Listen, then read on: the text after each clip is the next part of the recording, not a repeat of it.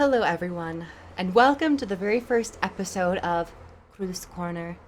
Um, this might be a small or very long series of me talking about random things about pop culture, video game culture, and technology. I don't know why I want this to be the first video because this is probably the most daunting, complex, and touchy subject. And you already know by the title and thumbnail. But with this being extremely touchy and complex and a matter of moral and ethical and social correctness and righteousness, I would very much appreciate everybody to keep, as much as you can, solid, steady, stable mind and tone when talking to other people in the comments if you choose to do so. Additionally, I do not have all the answers. I am just trying to navigate my way through life and comment on the social standings of what is happening in the world, and it just so happens to bleed into video games with this one. So, with this said, proceed with caution and kindness. Okay.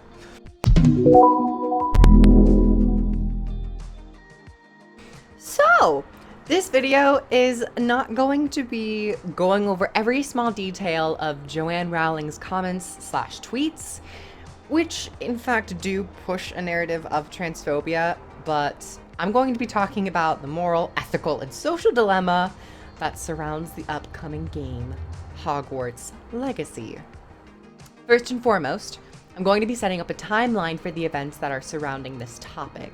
Production of Hogwarts Legacy began in 2018 and was confirmed pretty early on with a trailer leaking and spread across the internet kind of like wildfire. This trailer was of course even more clearly confirmed with the recent unveil of the official trailer, which aired in 2020, just a couple days ago. Then, in 2019, after 2018 leak, Joanne Rowling began to form a string of tweets that saw her in support of a transphobic individual. From what I know, this individual was fired on the basis that she would create an unhealthy work environment due to her inability to socially recognize transgender individuals by their preferred pronouns. She basically just relied on referencing to them by their biological sex, from what I understand. She then went on, Joanne Rowling, to double down on the matter in 2020 with a tweet that honestly holds merit in itself. If it was worded better, it wasn't. But she, after that notorious tweet, which I'll have here, she continued to push this narrative out of spite and people trying to tell her about the reality of transgender individuals and being transgender. Her original tweet, I'm not going to get super hard into this because this is about Hogwarts Legacy, but it holds merit in terms of acknowledging the biological sex. She continues to push that people are trying to destroy the idea of sex and the reality that biological sex is a factual thing. But in essence, biological sex is the foundation of transgender or gender dysphoria. You have to acknowledge that the biological sex does not match the individual's true mental societal wishes. There's a rift in between the two. So in my social circles, I've never seen people be so liberated in an extreme that they think that sex does not exist at all. Socially, people will say that, but that's more in terms of gender expression. People who are non-binary, who would categorize as queer if they are not sure of their identity, they just socially will say that in terms of their own reality, sex does not matter in terms of representing themselves. On a biological basis, she's correct in saying that people shouldn't destroy the idea of sex. I think in my opinion, that philosophical idea would create some issues in society. But the idea that socially you would recognize people by their preferred pronouns and gender identity does not mean that people are completely eliminating the whole concept of biological sex. Not at all. It just means that if you choose to push pronouns that are reflective of the individual's biological sex, instead of just respecting their gender pronouns, that just makes you a fucking cunt, okay? So she continued to do that by saying like women only spaces, which could be bled into the whole entire bathroom scenario talk of the stereotype where men dressed as women are using the transgender card to pass and allow themselves into the women's bathroom to harass people. It's that whole topic of, you know, she's excluding transgender women from the topic of, you know, harassment against women, so on and so forth, and saying women only spaces. It does push this narrative of trans exclusionary radical feminism, also known as being a TERF. So yeah, her original tweet, in the vague abstract idea of sex is real, has merit, but she went about it the entire wrong way. She kind of just bulldozed trans people, and it was not a very conducive discourse. You know, as a writer, you would think that she might have an editor by her side or have an editing eye as herself, but apparently either herself or the editor were on break that day. Knowing that the game was in production long before Joanne Rowling's tweets was being made in 2018, she commented these things in 2019 and 2020, the question of, oh, should I buy this, arises. In short, I would answer, yes, you should feel capable of making the free decision to buy or not buy in this free market of ideas and products. Not saying you need to buy it. I'm saying you have the choice to freely buy it or not buy it. In this situation, it is not just Rowling making the product. It's hundreds of dedicated individuals who work under already intense deadlines and schedules. And adding this extreme social anxiety of working on a product that has ties to trans exclusionary feminist is such added anxiety and pressure that I truly feel sympathetic and empathetic to them. These people are contributing to the art form of gaming, and we're making a product before any of this information came to light. And in all honesty, I don't think punishing them is the correct way to go about this. I think by purchasing this product, there is, of course, the fact that some of the proceeds will be going to Rowling. You have to acknowledge that. That is just a fact. It doesn't matter if you want to acknowledge it or not. It's a fact. But by playing the product, it's also supporting and hopefully praising those who put all their efforts into this art. Of course, we haven't played the game. We don't know if it's good or not, but hopefully, by shifting the focus on playing the piece, you praise and support those who made it. I'm not talking about economically, because, I mean, even economically, you probably are supporting the industry of gaming, but you're also supporting her. But by playing the art, you know, when artists make art, typically the true artists, the people that take passion in the art form, care more about the product than the economic benefits. So, with this idea, the best way to support them would be to play the product, review the product, give critique on the product, and explore the product in terms of its narrative design, its graphical design, its overall game structure and direction. So, is it possible to staunchly condemn the beliefs of the creator of the universe while also experiencing the work of hundreds of others who were given permission to utilize the world? I'd bargain to say that yes, both possibilities are true. Of course, there are plenty of transphobic individuals who are already in no way going to condemn her beliefs or public messages. That is a sad world we live in. Additionally, Rowling does not care about this money. She does not need it if she wishes to start a forward march as a TERF. She already has the gravity. She's J.K. Rowling. Everybody knows her name. So, in all honesty, she's not gunning for the money off this product. It's more of just like a couple of $100 extra to her, probably. People who are aligning views with her are already sided with her. But I do not think trying to economically hurt her, when in reality this never will economically hurt her, is the way to go. You can be very vocal about condemning her beliefs.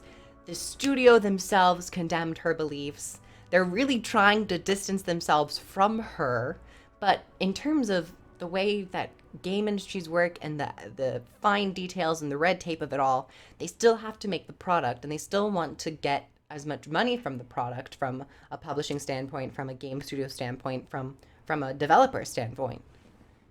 And they are trying, in my opinion, the best that they can to distance themselves from her.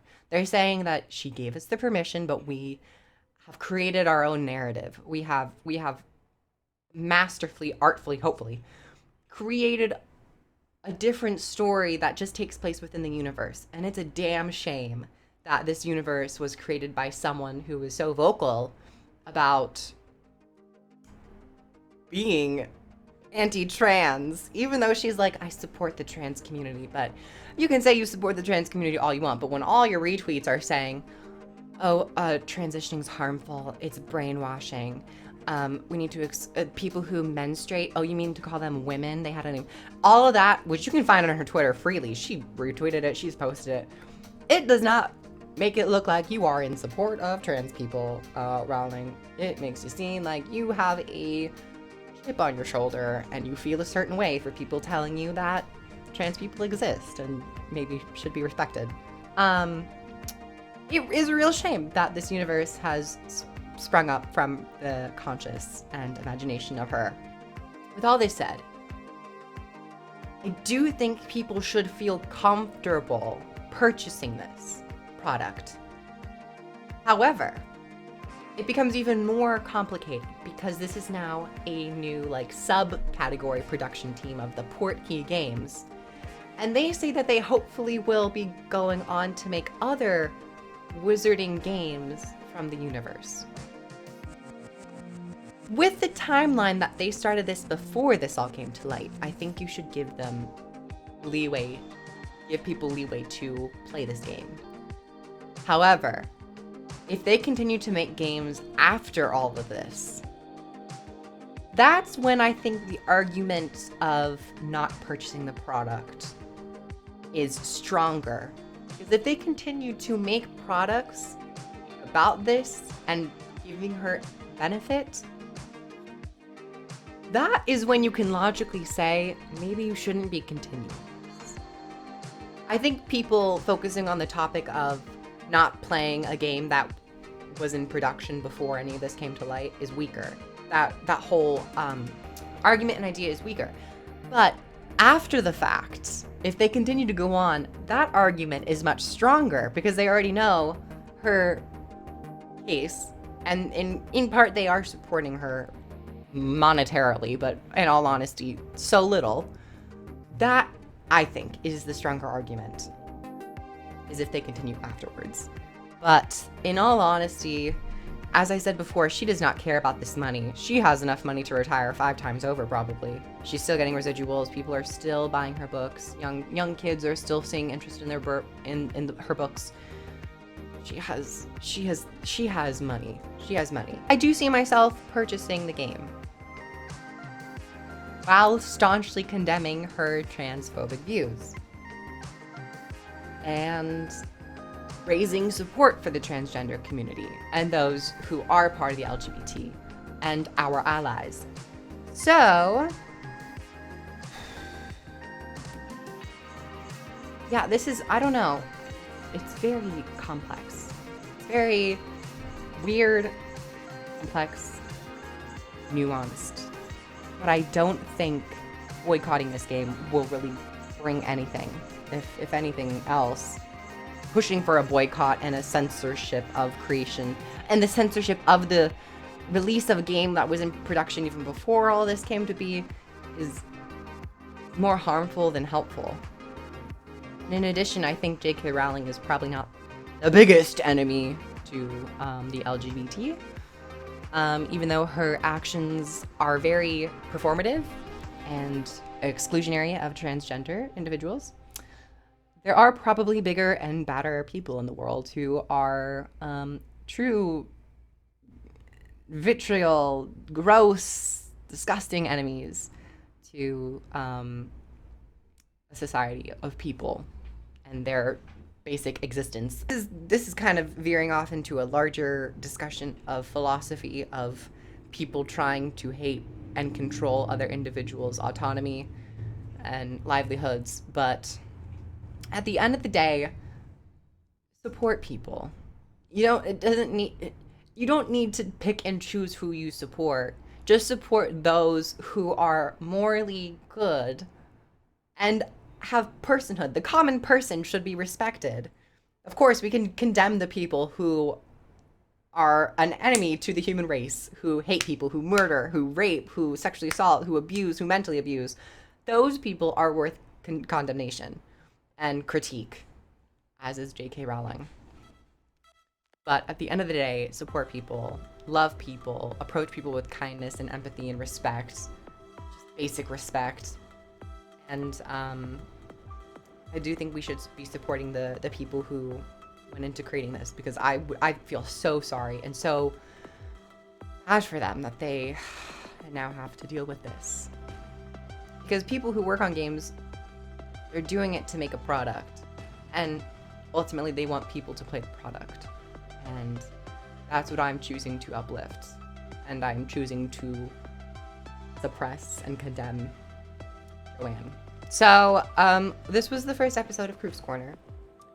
I feel very anxious releasing this because I think a lot of people want to be like, boycott, hate J.K. Rowling, which I'm all for. Not hate. I don't think we should critique. Talk and discourse with her is the most effective way. She loves English. She is a writer. She's a she works with the humanitarian system of English and society. Best way to talk to her and get her to maybe shift opinions and see her faults is to talk to her, not to cripple her economically. I don't think she cares about that. So I keep talking. I'm very nervous about this video and how it goes, but just know that I'm not the font of all knowledge. And I still am learning. I'm 19. And I love to take part in philosophical and morally gray areas. And especially this one. So my sympathy is with the game studios and the developers. If they continue to proceed after this, that's when I will question them much harder. But I don't think we should stop the whole entire production of this game and release of this game because of things that came to light after it's kind of already been done. So, episode 1 of KROOF'z Corner in the bag. I'll see you guys next time. We won't be talking about other lighthearted things, about other games and ideas, not about this. But I would love to hear your thoughts down below about the whole issue and discussion. And I will see you guys next time. Remember to uplift people, be kind, and subscribe, like, comment. I have links down below, and I'm just trying to make my way through this. Don't hate me, don't hate me. And I'll see you guys next time. I love you all.